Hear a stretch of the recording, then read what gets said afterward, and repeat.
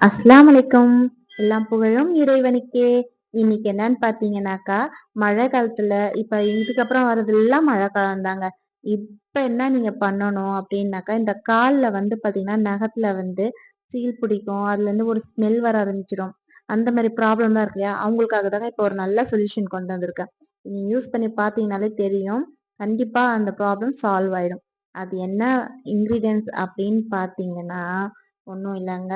நம்ம தேங்காய் எண்ணெய லைட்டா சூடு பண்ணி, அதுல பாத்தீங்கன்னா, 1/2 ஸ்பூன் வெந்தயம், 2 பல்லு பூண்டு அது தட்டி போட்டுக்கணுங்க. அதுக்கப்புறம் 1/2 ஸ்பூன் மஞ்சள்தூள் போட்டுக்கணும்.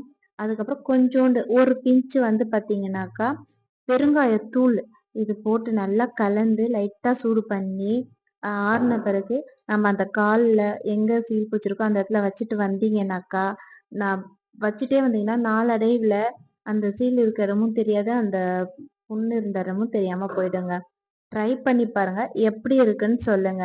இந்த மாரி உங்களுக்கு யூஸ்ஃபுல்லான வீடியோஸ் வேணும்னாக்கா, என்னோட சேனல லைக், ஷேர், சப்ஸ்கிரைப் பண்ணுங்க. உங்களோட ஃப்ரெண்ட்ஸுக்கும் இந்த மாரி டிப்ஸ ஷேர் பண்ணி விடுங்க. அல்லாஹ் ஹாஃபிஸ்.